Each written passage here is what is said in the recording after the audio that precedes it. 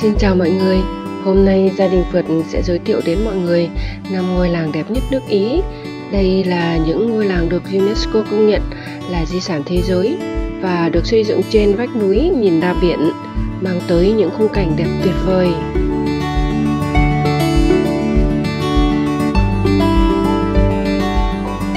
Sau khi tham quan thành phố Florence, gia đình Phượt bắt chuyến tàu từ Empoli đến La Spezia, chỉ mất 2 tiếng đồng hồ. Tàu lúc đầu rất đông, nhưng gia đình mình cũng nhanh chóng tìm được chỗ sau khi dừng ở Pisa. Mặc dù không tìm được chỗ cho cả nhà ngồi cùng nhau, nhưng Kim và An vẫn ăn và vui chơi một mình được.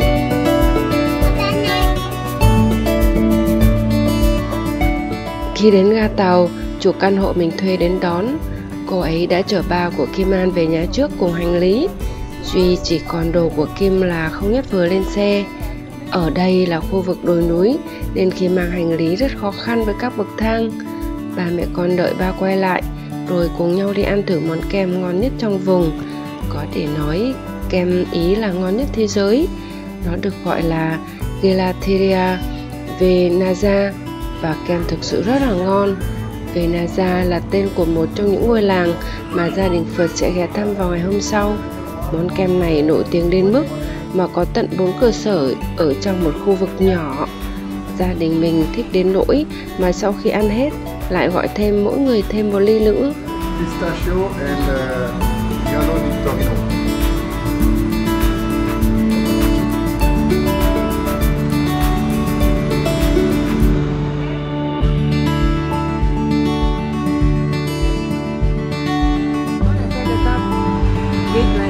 Because Elmer also. Oh my God, but nobody make you have and you don't have that. Yeah. My dream, you already have himself. Yeah, I need to help everybody.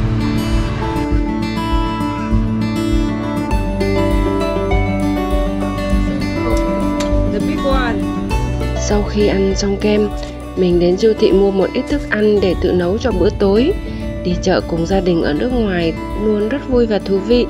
Mọi người rất hứng khởi xem những món thực phẩm mới lạ vì ở mỗi nơi đều có những thứ khác biệt. Mình luôn chọn những món ăn mà biết chắc Kim và An sẽ thích. Look, behind you, An.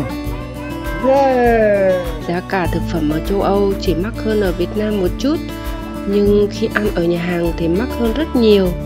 Nếu bạn đi phượt lâu dài thì nên thuê căn hộ để tự nấu ăn cho đỡ tốn kém nhé. They have a chicken already cooked. Oh, yeah.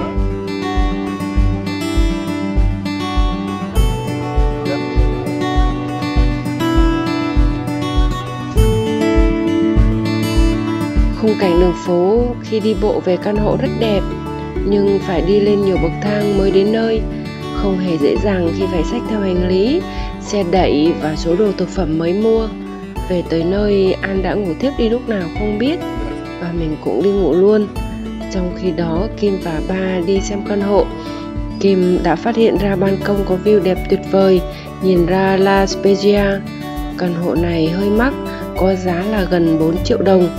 Nhưng nó đã là rẻ nhất mà mình tìm được ở khu vực nổi tiếng này.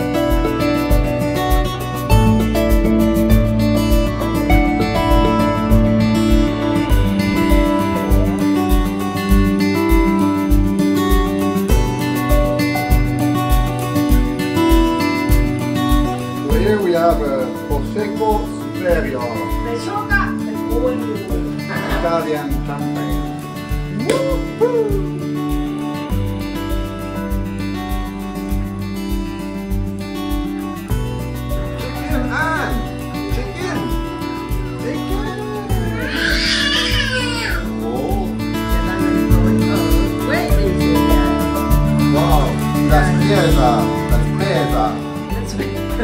Spezia.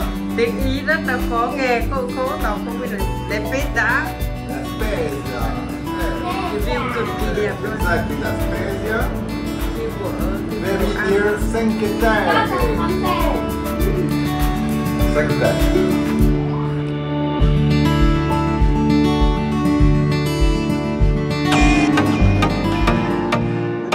Ngày hôm sau, Gia đình Phật dậy sớm để đi khám phá 4 trong 5 ngôi làng nổi tiếng. Mình quyết định bỏ qua một ngôi làng sau khi chủ căn hộ nói rằng làng Colilia có rất nhiều bậc thang đối với trẻ nhỏ. Để di chuyển từ làng này sang làng khác, mình đã đi một chuyến tàu đặc biệt trong ngày. Two pass adults for the sanctuary and one for children. In the name, same name, and order every one of you to the child.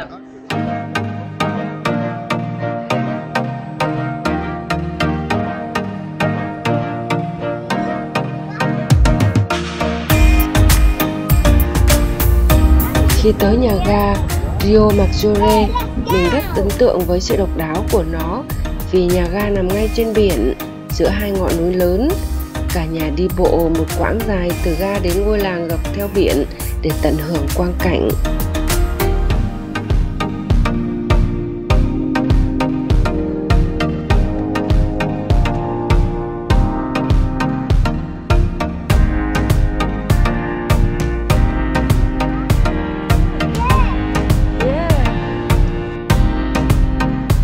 Ngôi làng này đi lại hơi rối vì có nhiều ngách nhỏ với những bậc thang đi khắp các hướng.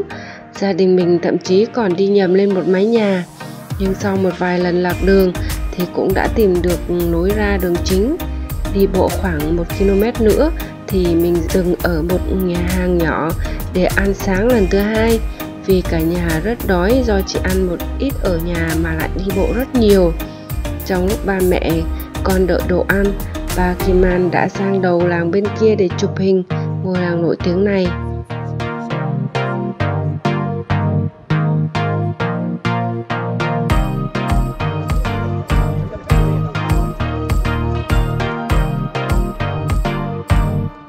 Rio Maggiore nổi tiếng với những ngôi nhà bằng đá nhiều màu sắc dường như xếp chồng lên nhau, và bến cảng thì đầy ắp những chiếc thuyền đánh cá truyền thống.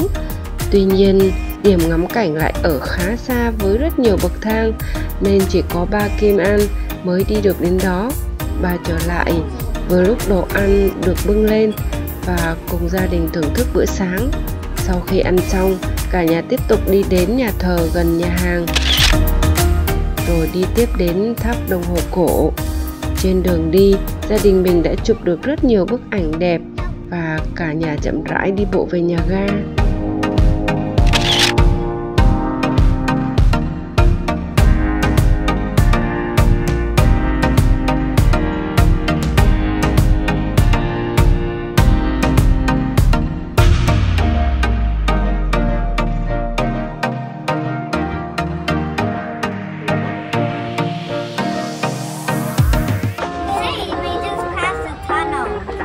Cả nhà bắt một chuyến tàu ngắn đến Manarola để về lại nhà ga nằm giữa hai ngọn núi. Nhưng lần này gia đình cần băng qua một đường hầm dài để đến một ngôi làng nhỏ xinh đẹp. Khi đến nơi, Kim và ba leo lên ngọn đồi để ngắm cảnh, còn An và mẹ thì nghỉ ngơi ở dưới làng. Trên đường đi, ba giải thích với Kim rằng đây là ngôi làng nổi tiếng nhất trong 5 ngôi làng. Người dân ở đây có giọng địa phương riêng biệt của họ. Mặc dù đến nơi, hai cha con có hơi mệt, nhưng vẫn rất vui khi được chiêm ngưỡng khung cảnh tuyệt đẹp, có thể nhìn thấy cả ngôi làng Colilia ở phía xa.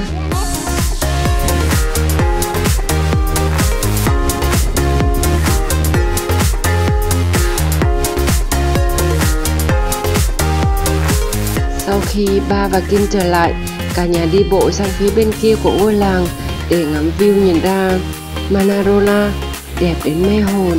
Ở cuối con đường này có một sân chơi nhỏ rất dễ thương dành cho trẻ em mà An và Kim rất thích.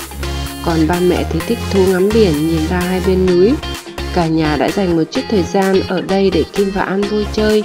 Sau khi bọn trẻ đã mệt, mình quay trở lại nhà ga để đi đến ngôi làng kế tiếp.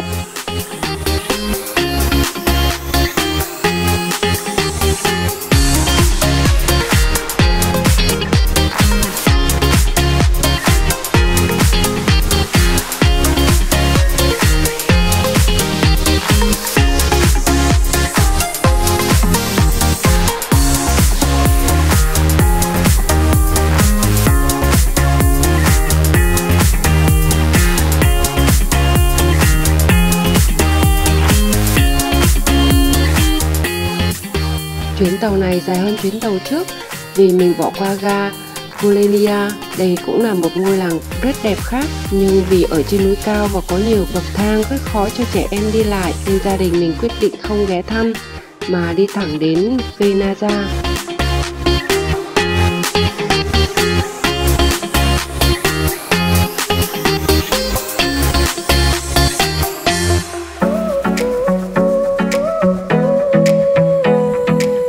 Ngôi làng này là ngôi làng du lịch nổi tiếng nhất.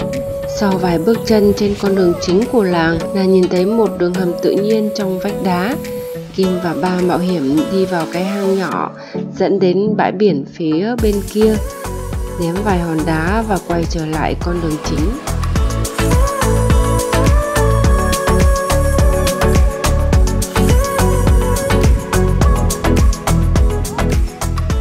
Venaza nổi tiếng với lâu đài trên núi nhìn ra làng. Để đến đó, bạn cần phải leo nhiều bậc thang và điều này không hề dễ dàng với An. Ba và mẹ phải thay nhau đỡ An lên gần tới đỉnh. Cả nhà đói bụng rất món ăn trưa nên quyết định dừng lại ở một nhà hàng có view tuyệt đẹp. Đây là nơi lý tưởng để ăn bữa trưa, và nếu bạn đến thăm khu vực này vào một ngày nào đó thì gia đình Phượt khuyên bạn nên ghé. Đây là một nhà hàng cổ điển và chỉ có người già phục vụ. Ở đây nhà mình đã thử đặc sản địa phương là món mì ống tự làm và hến nhồi đặc biệt.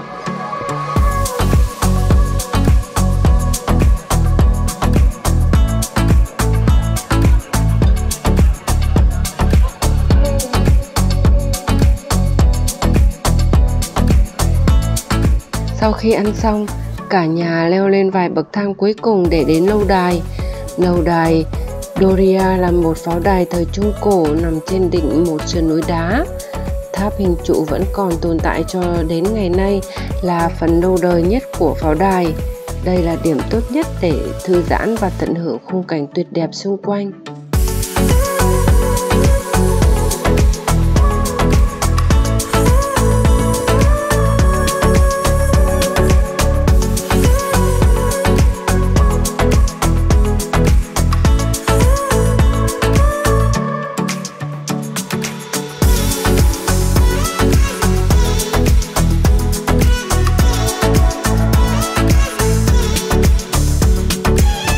Sau khi đi xuống hết các bậc thang về lại đường chính, cả nhà tiếp tục đi bộ đến Marina. Đây nổi tiếng là cảng cá nhộn nhịp nhất ở Saint-Thierry. Bến cảng rất đẹp, nhưng sau khi nhìn thấy một số con sứa dưới nước, nhà mình quyết định không bơi ở đây nữa. Bên cạnh bến Marina là nhà thờ Santa Margherita di Antiochia, được xây dựng vào năm 1318 trên một tảng đá trước biển và trên nền di tích của một công trình xây dựng từ thế kỷ thứ 11. Truyền thuyết kể rằng vào thời cổ đại, người ta đã tìm thấy một chiếc hộp gỗ nhỏ trên bờ biển Venaza chứa xương ngón tay của Santa Margherita. Tuy nhiên, một cơn bão lớn đã làm di vật này mất đi và xuất hiện trở lại sau đó một thời gian, chính xác tại nơi nó được tìm thấy lần đầu tiên. Người dân Venaza sau đó đã xây dựng nhà thờ nhìn ra biển ở đó và nó tồn tại tới ngày nay.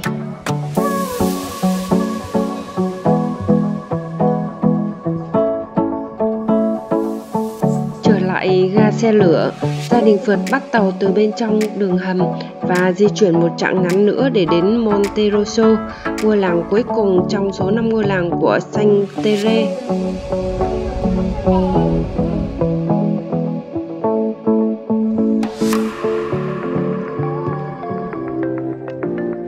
Monterosso khác biệt so với những ngôi làng khác vì nó không ở trên cao. Ngôi làng này được xây dựng giữa những ngọn núi ở độ cao bằng với mực nước biển. Mình và hai bé đi thẳng đến bãi biển chơi, còn ba bọn trẻ thì đi bộ từ đầu này sang đầu bên kia để khám phá ngôi làng.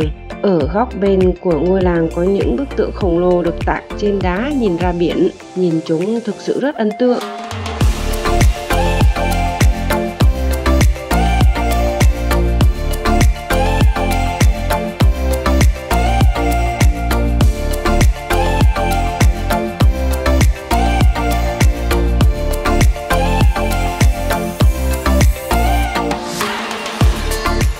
quãng đi bộ dài để đến bờ bên kia, bà Kim nhìn thấy tu viện của các tu sĩ dòng Capuchin và một bức tượng của San Francisco Assisi, một trong những vị thánh được tôn kính và yêu mến nhất của giáo hội Công giáo. Thánh Francisco được biết đến với việc giúp đỡ người nghèo và chăm sóc thiên thần và động vật. Từ đây cũng có thể nhìn thấy vịnh Monte Rosso khác với một bãi biển yên tĩnh hơn. Bà Kim rất thích đi bộ để quay video, đôi khi quay bằng cả flycam để có thể thấy được toàn bộ cảnh đẹp nơi này.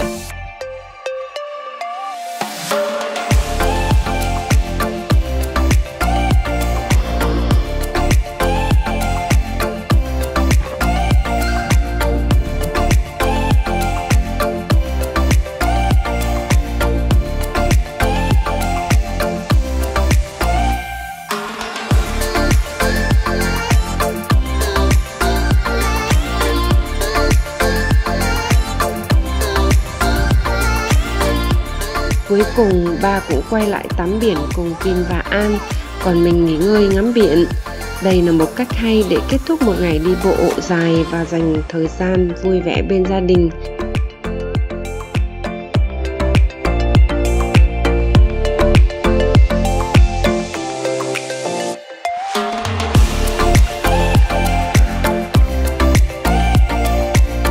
Kim và ba ở dưới nước cho đến khi mặt trời bắt đầu khuất sau ngọn núi.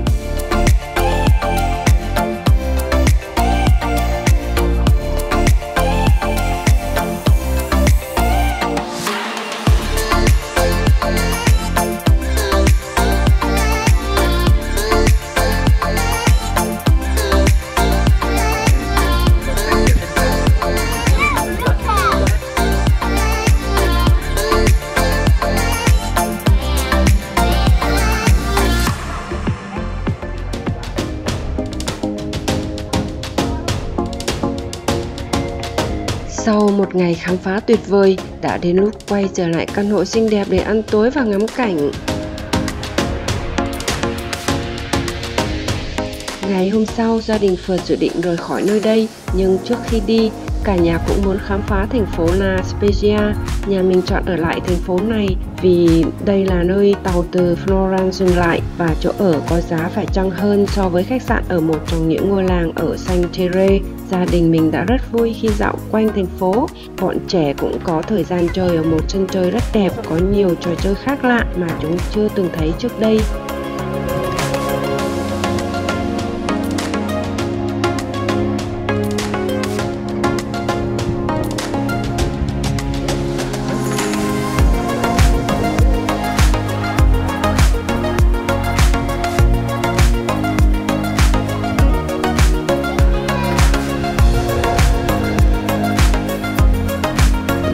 Chơi xong, cả nhà đi dạo ra bến Marina, đi ngang qua bảo tàng hải quân nhưng không có thời gian vào tham quan. Gia đình tiếp tục đi thẳng đến bến Marina và ngắm nhìn những chiếc thuyền xinh đẹp ở đây. Ngoài ra, Marina còn có một cây cầu rất đẹp mà nhà mình đã băng qua để quay trở lại bờ bên kia. Trên bờ mình nhìn thấy trưng bày nhiều thuyền và cả một số khẩu súng thần công cũ được sử dụng để bảo vệ thành phố trong quá khứ.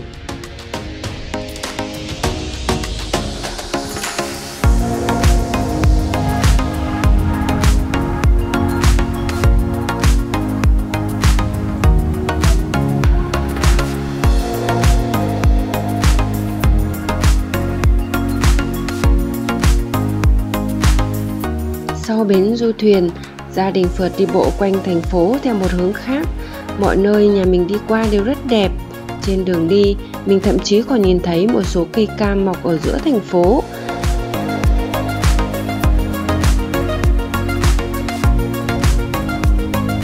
Khi đi qua một con đường, mình nhìn thấy một con tàu du lịch. Thế là cả nhà sung sướng nhảy lên đi tiếp, vì đường ở đây đều là dốc cao đồi núi, đi bộ rất mệt và lâu.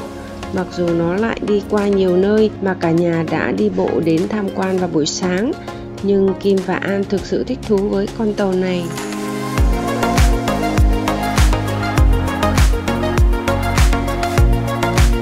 Là một địa điểm du lịch, La Spezia có sự kết hợp tuyệt vời giữa các tòa nhà lịch sử, phong cảnh đẹp và các địa điểm nổi tiếng xung quanh, đoàn tàu đã đưa gia đình phượt đến một nhà thờ nổi tiếng tuyệt đẹp và rồi lên đồi để ngắm nhìn lâu đài La Spitz.